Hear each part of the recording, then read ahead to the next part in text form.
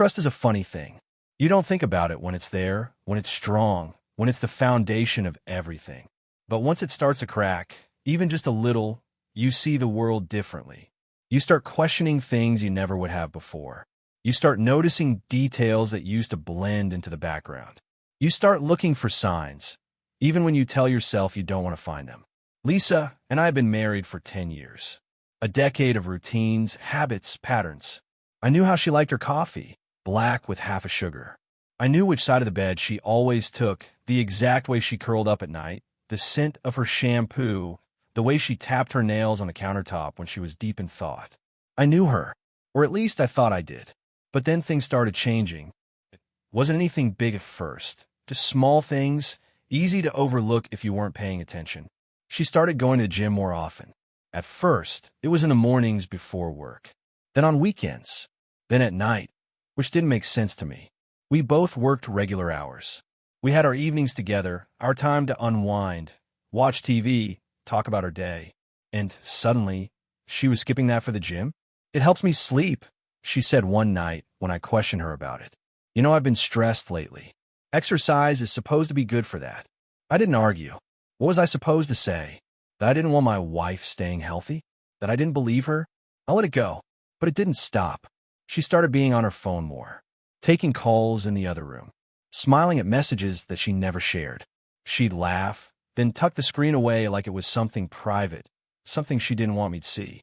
That's when the paranoia started. I told myself I was imagining things, that I was overthinking, that I was being one of those husbands, the jealous, insecure type who freaked out over nothing. But deep down, a seed had been planted. Then, one night, she said she was going out for coffee. At 10 p.m., I watched her get ready. She took longer than usual, freshened up her makeup, changed into a fitted hoodie, pulled her hair into a ponytail. It wasn't a special occasion, just a late-night coffee run. But I knew my wife, and I knew when she wanted to look good for someone. She kissed me on the cheek before leaving. "Don't wait up," she said, grabbing her purse. I smiled, nodded, watched her walk out the door. Then I picked up my phone. The tracker app one had installed the day before was simple, easy to use. One tap, and there was a blinking blue dot showing me exactly where she was. And it wasn't at a coffee shop. It was at the gym, a gym that was supposed to close at 9. I stared at the screen, my grip tightening around the phone. My first thought was that it had to be a mistake. Maybe she left her phone there earlier. Maybe it was a glitch. Maybe I was just jumping to conclusions. But I didn't believe any of that.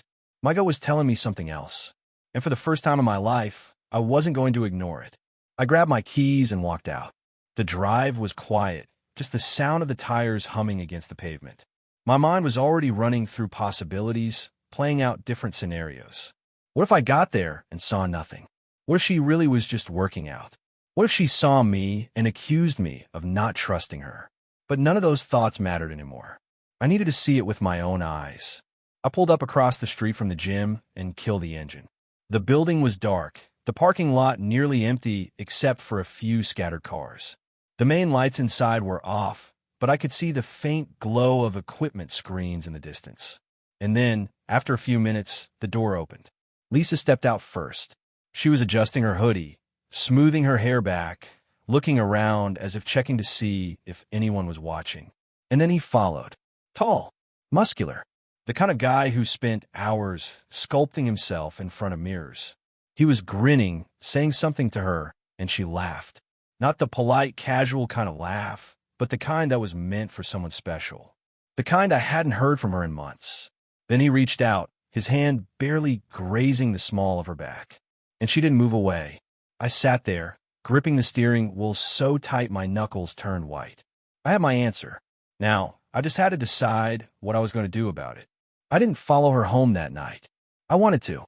My hands were already on the wheel, my foot ready to press the gas, to tail her car all the way back and watch her walk through her front door like nothing had happened. Like she hadn't just been with another man. Like she hadn't laughed with him, let him touch her, given him the kind of attention that used to belong to me. But I didn't, because I knew myself. And if I saw her walk in, saw her take off her shoes, hang up her coat, stroll past the couch where we used to sit together, lie in our bed like it was just another night, if I saw that, I wouldn't be able to stop myself from losing it. So I sat there in my car, gripping the wheel, my mind racing, my pulse steady but heavy, each beat like the ticking of a bomb. I watched her taillights disappear down the road, and I made my choice. I wasn't going home. Not yet. I found myself at a bar I hadn't been to in years. The kind of place where the drinks were cheap, the lights were dim, and nobody asked questions. I slid into a booth, ordered a whiskey neat, and stared at the ice melting in the glass. The bartender didn't bother making conversation. Good. I wasn't in the mood. My phone sat on the table, screen still glowing with the tracker app. Lisa's that was back home now, right where it should be. Safe and sound in the house we built together. The house where we laughed, fought, made up, made love. A house that felt like a joke now. I took a sip, the burn doing nothing to ease the tension in my chest. How long had this been going on? I thought back to the first time she mentioned the gym. Months ago. Maybe even longer. She'd said she wanted to get back in shape, to feel better, to take care of herself. I encouraged it. What kind of husband wouldn't? I told her I was proud of her, that she looked great. But now I saw it for what it was. She wasn't doing this for herself. She was doing it for him. And I had been too blind to see it. I stared down at my phone again, my thumb hovering over her name.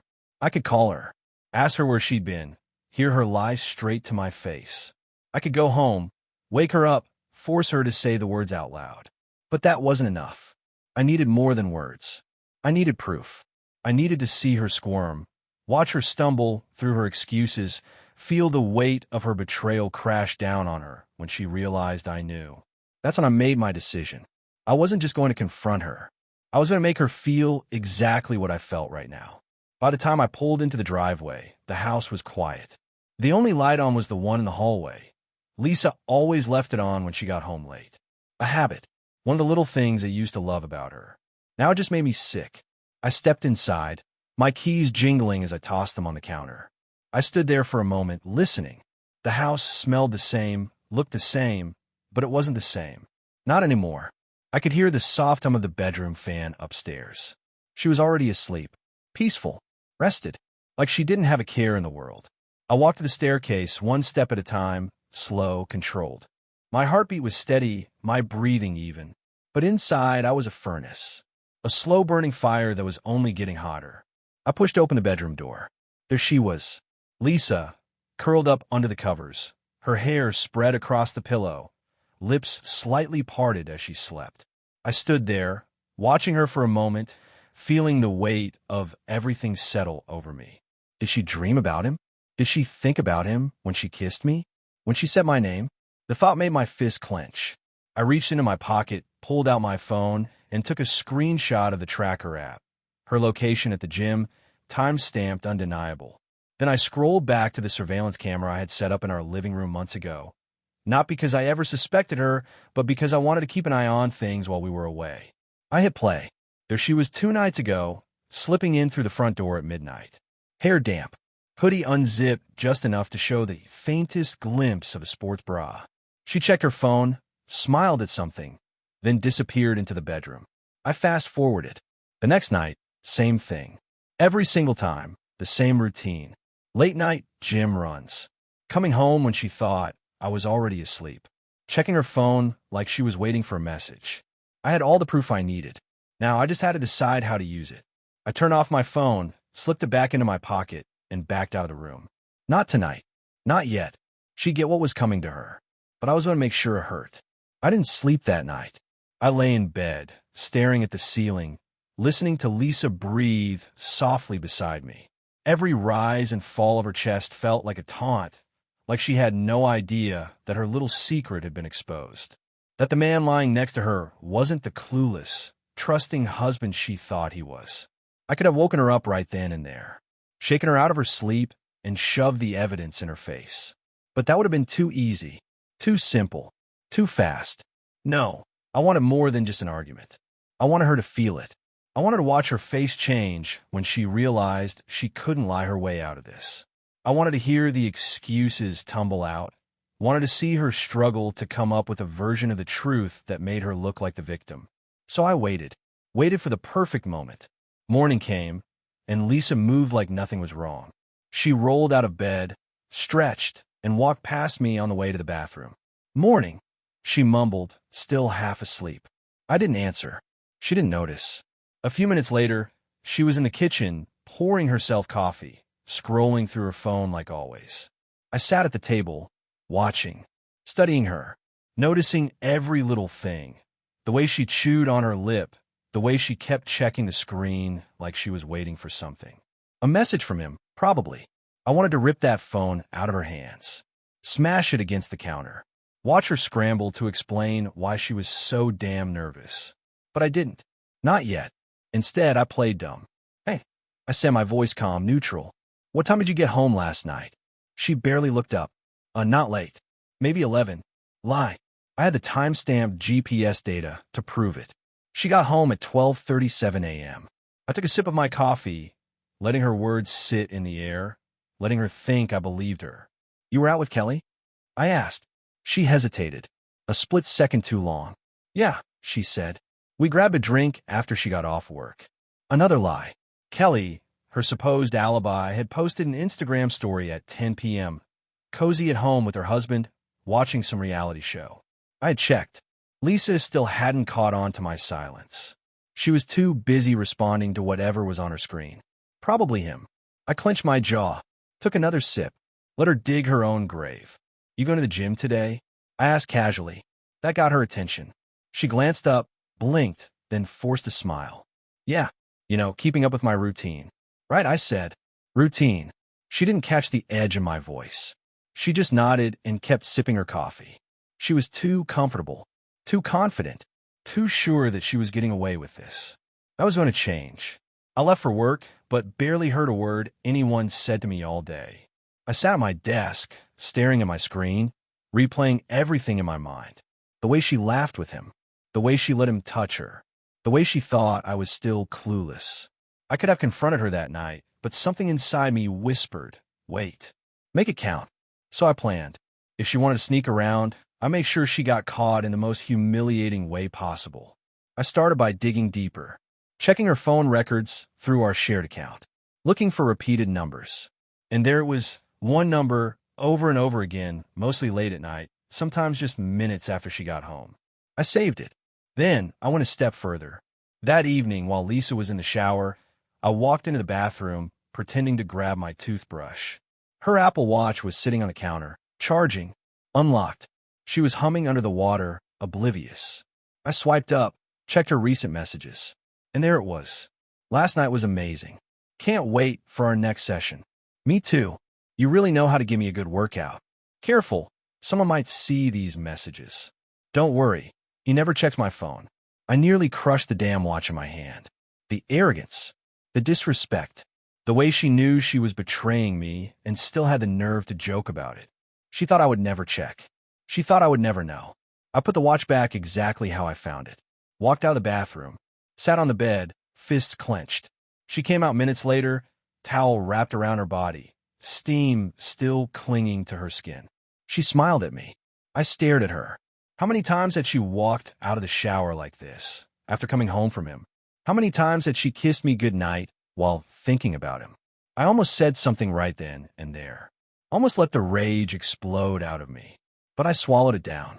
Not yet. Tomorrow night. She was planning another gym session, and that's when I'd make my move. She wasn't going to see it coming. The next day was a waiting game. Every hour dragged, every minute stretching out like a rubber band about to snap. My patience was a thin wire, pulled taut, and I knew the moment she walked out that door, it would break. Lisa acted like it was just another day. She woke up early, made coffee, kissed my cheek like nothing had changed. Like she hadn't spent the night before texting another man from our bed. Like she wasn't planning on meeting him again tonight. I watched her, studied her. She had no idea what was coming. I left for work, but my mind was elsewhere. The anger had settled into something colder now, controlled, focused. I wasn't just angry. I was ready. That evening, Lisa started getting ready around 9.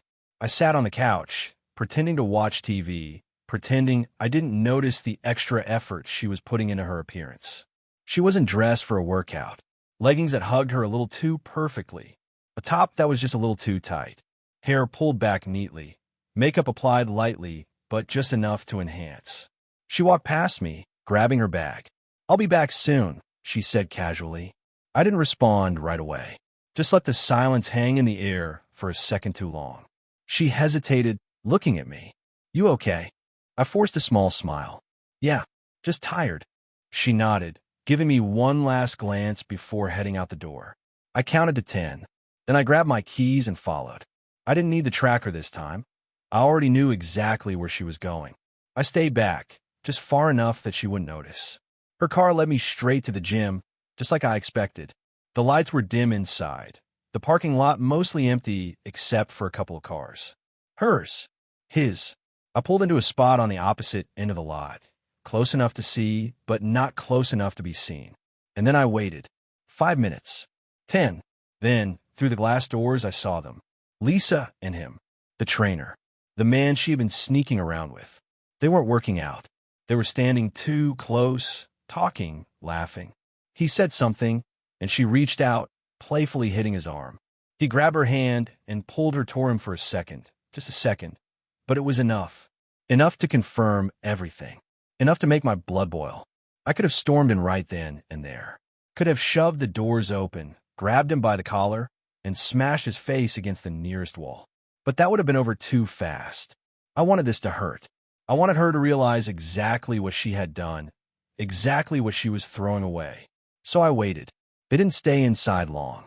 15 minutes later, they came out together, laughing like teenagers sneaking around behind their parents' backs.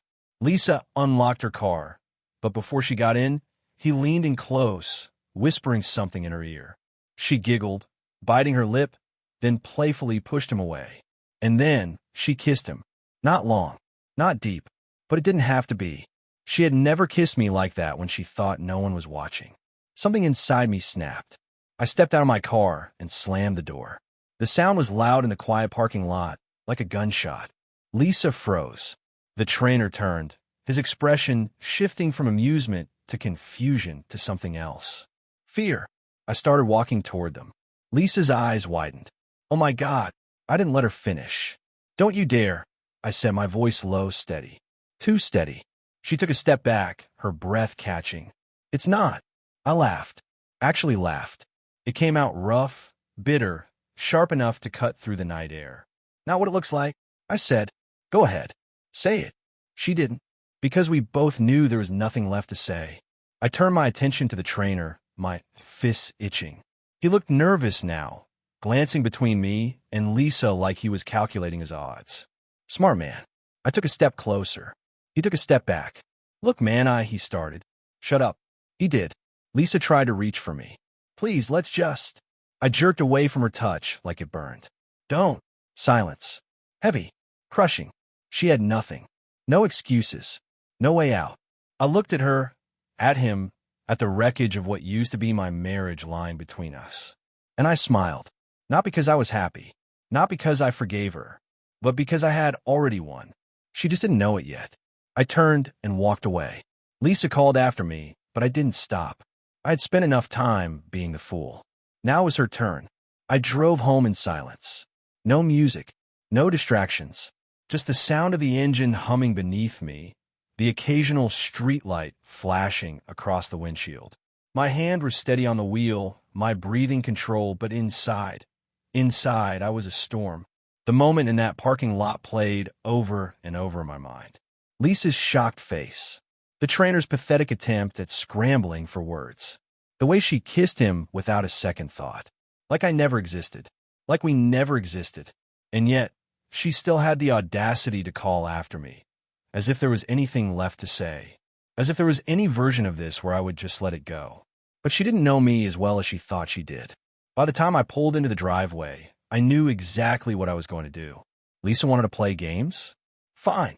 I was going to make sure she lost everything. I walked inside and went straight to the bedroom. The bed we shared. The life we built. The illusion I had let myself believe for too damn long. I opened a closet and pulled out a suitcase. Methodically, I started packing.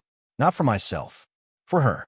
Her clothes, her shoes, her damn toiletries, all of it. Every reminder of her.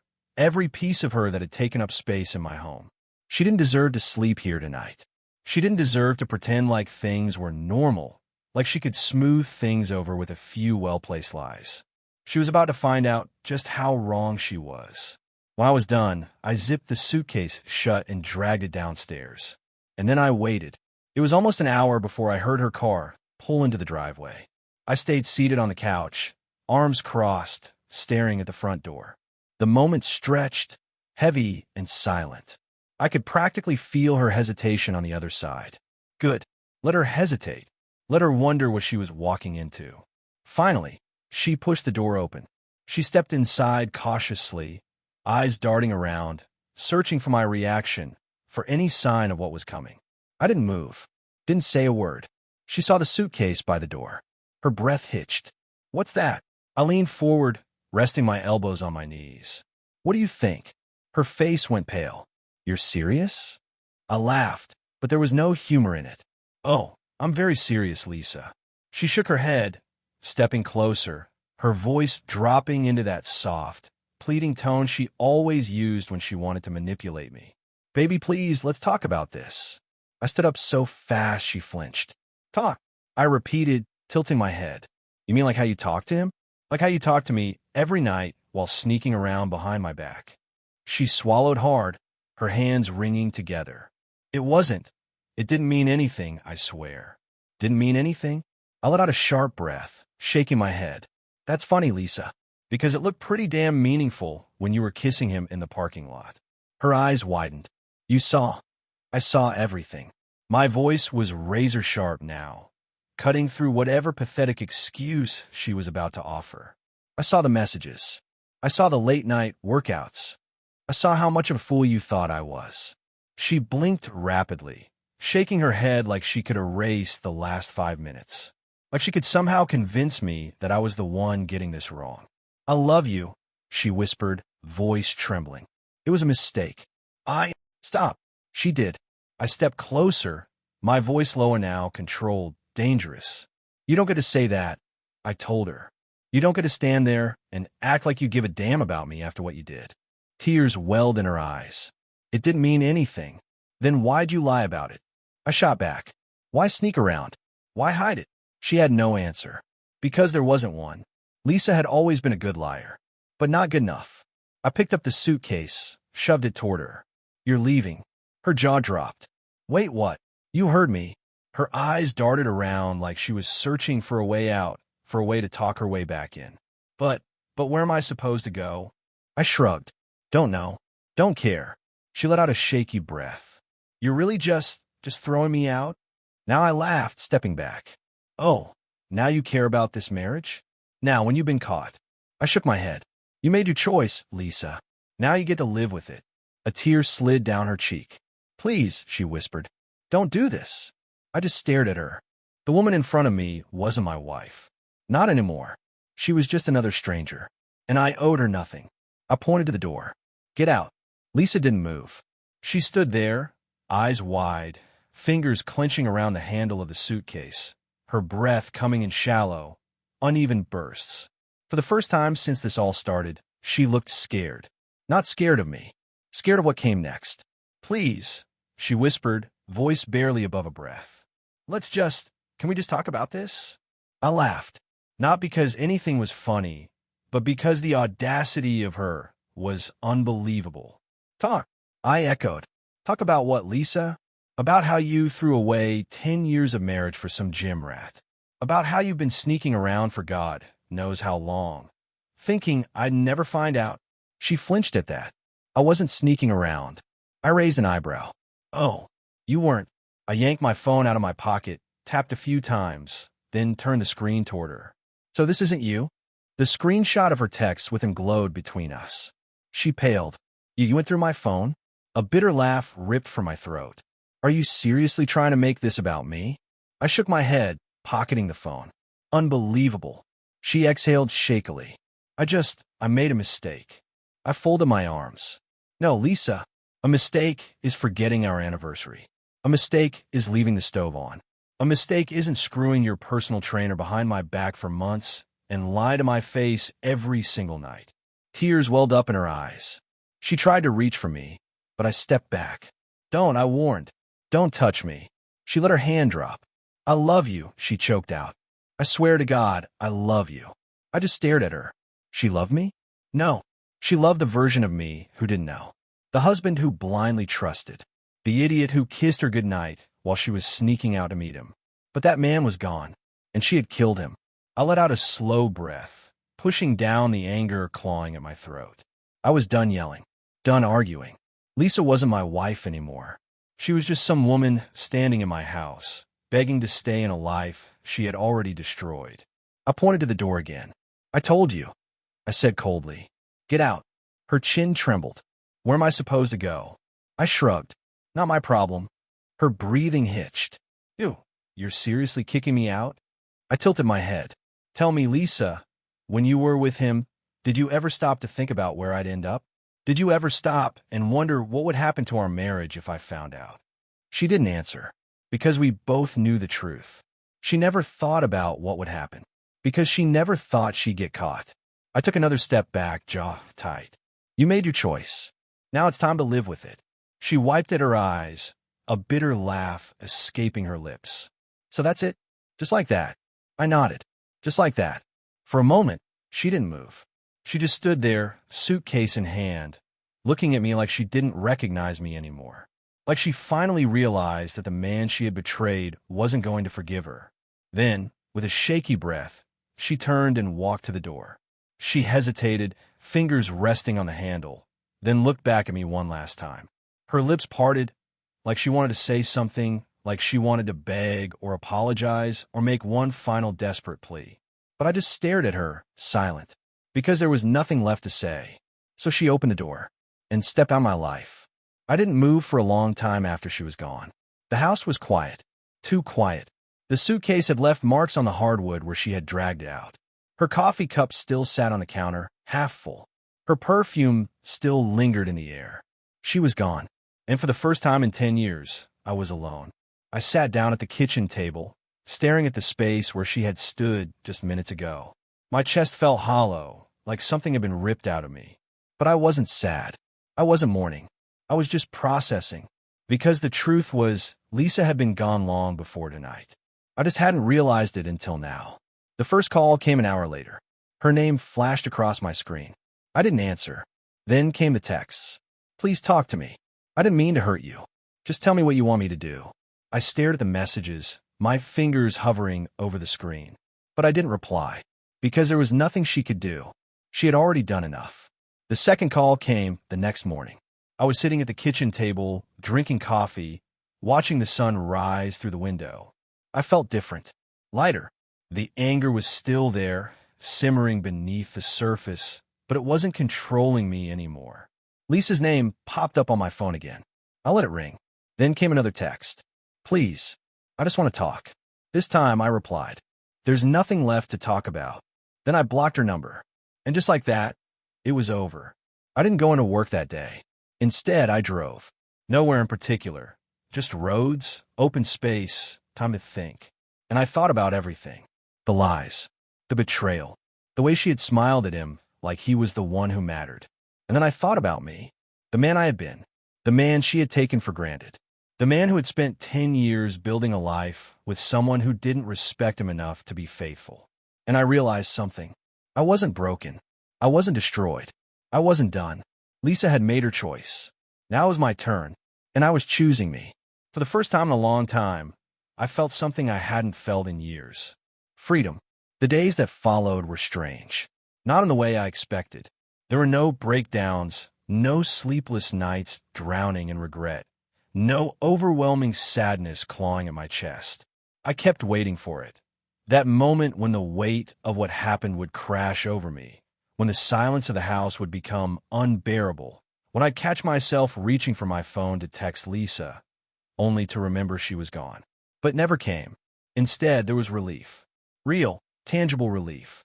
Like I had been carrying something heavy for years without realizing it, and now that weight was finally gone. The first morning after Lisa left, I woke up at my usual time, rolled over, and for the first time in a long time, I didn't feel tension waiting for me. No pretending, no lying to myself, no wondering if I was crazy for suspecting her. She was gone, and the air felt lighter. I took the next few days off work. Not because I couldn't function, but because I wanted to give myself space to think, to breathe, to figure out what came next. It was strange having the house to myself. Her closet, once overflowing with clothes, was half empty. Her perfume still lingered in the bathroom, but it was fading. The coffee mug she always used sat untouched in the cabinet, like a relic of another life. I could have gotten rid of everything, tossed it all out in a fit of anger, erased every trace of her from my home. But I didn't, because this wasn't about her anymore. This was about me. I wasn't going to let her taint my space. Instead, I made it mine again. I rearranged the living room, moved things around, put up old pictures I had forgotten about, ones that weren't tied to us, photos of family, of friends, of places I had been before Lisa came in my life. I cleaned out the bedroom, not because I wanted to erase her, but because I needed to, because I refused to sleep in sheets that smelled like someone who had spent months sneaking behind my back. Then I did something I hadn't done in years. I went to the gym. Not Lisa's gym. A different one. A better one. And for the first time in a long time, I worked out for me. Not to impress anyone. Not to keep up with someone else's expectations. Just because it felt good. And damn, it felt good. Lisa tried reaching out again. I had blocked her number, but that didn't stop her from finding other ways. Emails. Messages from unknown numbers. Even a handwritten letter in a mailbox. I ignored them all. I wasn't interested in explanations. She had months to be honest with me, and she had chosen to lie instead. The only message I ever sent back was short. Final. We're done. Move on. She never responded after that. Maybe she finally understood. Or maybe she had just moved on to her next lie. Didn't matter. She wasn't my problem anymore. A few weeks passed, and something strange happened. I started living again. I went out with friends. Realized I had been neglecting them for years, too wrapped up in keeping my marriage afloat to see that I had been drifting away from the people who actually cared about me. I picked up old hobbies. Bought a motorcycle, something I'd always wanted but Lisa had always made excuses against. Too dangerous, she used to say. We don't need one. Well, she didn't need one, but I did. So I bought one. And damn, it felt good. Riding through open roads, wind in my face, no one telling me what I should or shouldn't do. No one checking up on me. No one waiting at home with another lie ready on her lips. Just me. And for the first time in years, that was enough. One night, I was sitting on my back porch, beer in hand, watching the sky turn dark when my phone buzzed. A message from a number I didn't recognize. At first, I thought it was Lisa again, trying one last time. But it wasn't. It was from Kelly. Hey, I know this is random, but I just wanted to check on you. Hope you're doing okay. Lisa's friend. Or I guess, former friend. I stared at the message for a moment, then typed back. Did Lisa send you? A few seconds later, my phone buzzed again. Hell no. I haven't spoken to her since everything went down. I know how much of a mess she is. And I figured she left a bigger mess behind. I smirked at that. You figured right. Another buzz. So, tell me, how does it feel to be free? I leaned back in my chair, staring up at the night sky. And for the first time since it all happened, I really thought about it. How did it feel? It felt like I'd been holding my breath for years, and now, finally, I was breathing again. It felt like I had wasted too much time trying to fix something that was already broken. It felt like I was finally living for myself. I smiled, and I typed back. It feels damn good.